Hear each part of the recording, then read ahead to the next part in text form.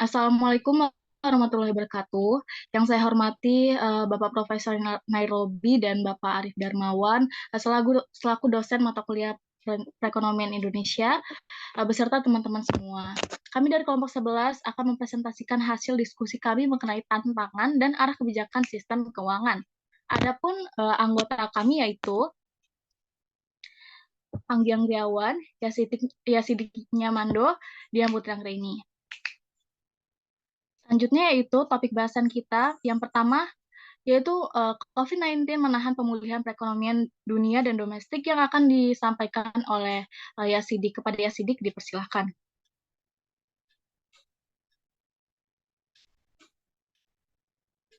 Baik, terima kasih. Di sini saya akan menjelaskan mengenai COVID-19 menahan pemulihan perekonomian dunia dan domestik.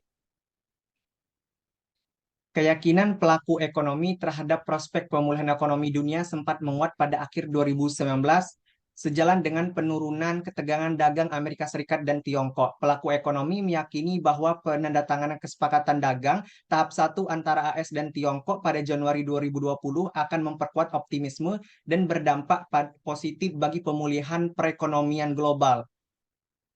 Begitupun juga di indeks manufaktur, indeks pemesanan ekspor, indeks produksi, dan juga indeks keyakinan pelaku ekonomi itu cenderung membaik pada akhir 2019 dan awal 2020.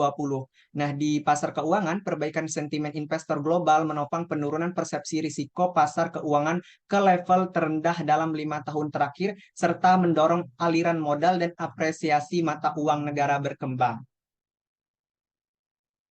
Nah, di sini kita dapat melihat mengenai grafik indikator keyakinan bisnis global, keyakinan konsumen, pemesan ekspor, serta indeks manufaktur. Kita dapat lihat pada akhir tahun 2019 menjelang awal tahun 2020 cenderung membaik, baik itu keyakinan bisnis global, keyakinan konsumen, ekspor maupun manufaktur, semuanya cenderung membaik.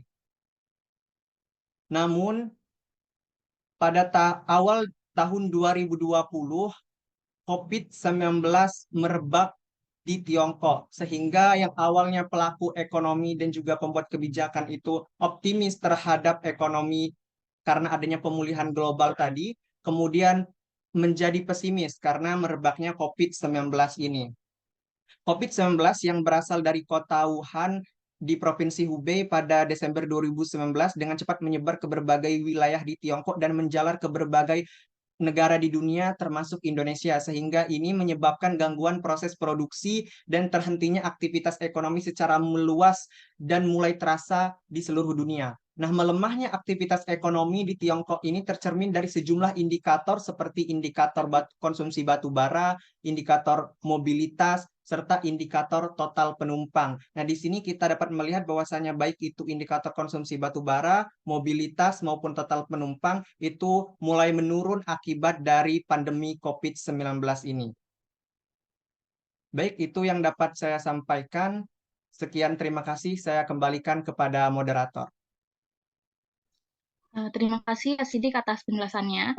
Selanjutnya yaitu dampak COVID-19 terhadap perekonomian dunia dan domestik. Yang pertama, ketidakpastian yang tinggi di pasar keuangan global dan meningkatkan volatilitas dan aliran dana di negara berkembang.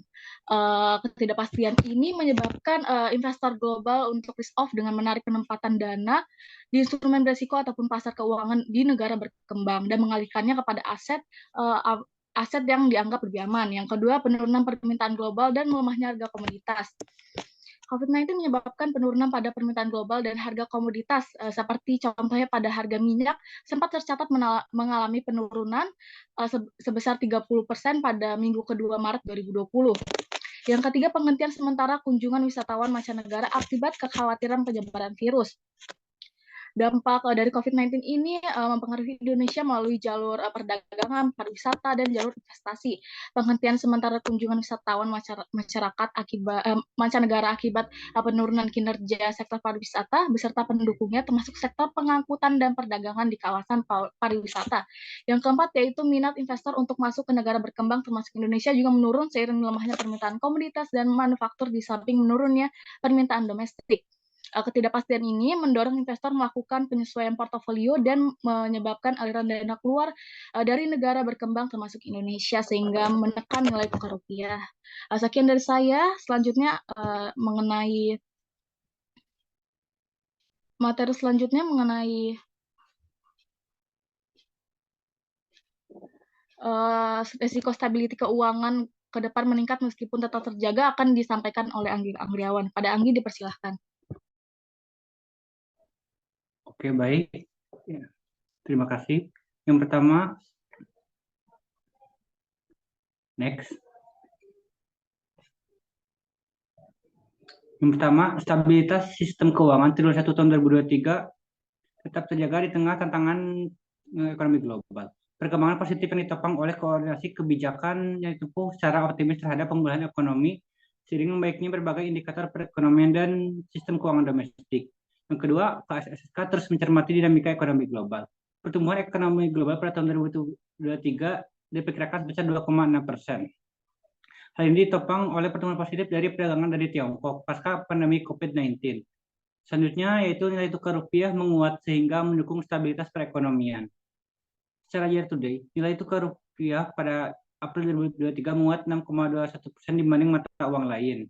Penguatan nilai tukar rupiah ini terus berlanjut didorong oleh surplus neraca berjalan dan juga tingginya aliran modal asing. Selanjutnya yaitu BI terus memperkuat digitalisasi sistem pembayaran nasional, yaitu dengan upaya tersebut dicapai dengan perluasan transaksi kris antar negara, BIPES, dan transaksi lain-lainnya.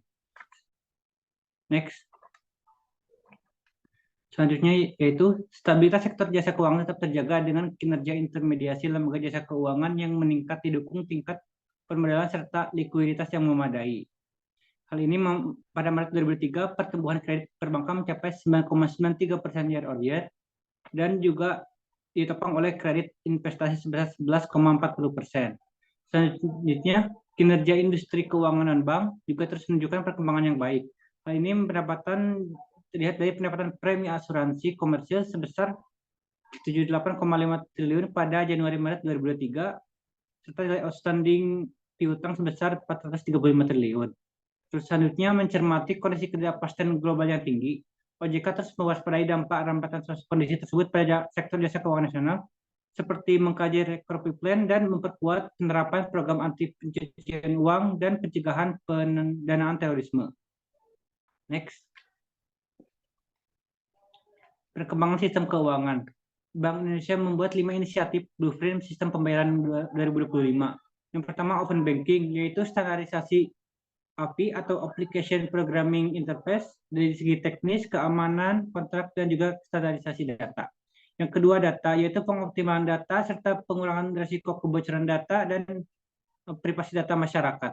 Selanjutnya yaitu sistem pembayaran retail, yaitu layanan teknologi digital berupa GVN atau Gerbang Pembayaran Nasional, KRIS, BIFES, SKNBI.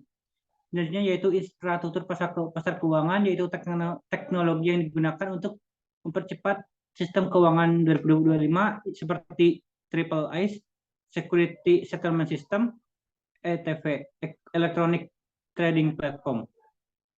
Selanjutnya yaitu pengaturan perizinan dan pengawasan. Dilatar belakangi oleh adanya ekonomi digital, maka diperkuat dengan menuju ekosistem yang lebih terstruktur, profesional, looking forward, dan agile. Next. Perkembangan indikator nilai mata uang rupiah. Nilai indeks dolar sebesar 103,58, nilai surat utang negara Amerika Serikat 3,6% sampai 10 tahun, nilai tukar rupiah terhadap dolar sebesar 14.860, dan juga hasil akhir surat berharga negara 6,4%, dan juga surat berharga negara atau beli neto sebesar 60,65 triliun, dan juga yang terakhir saham beli neto sebesar 13,93 triliun. Sekian presentasi dari saya kembalikan ke moderator. Terima kasih Anggi atas pemaparan materinya. Sekian dari kelompok kami. Mohon maaf apabila ada kesalahan kata. Kami akhiri. Wassalamualaikum warahmatullahi wabarakatuh.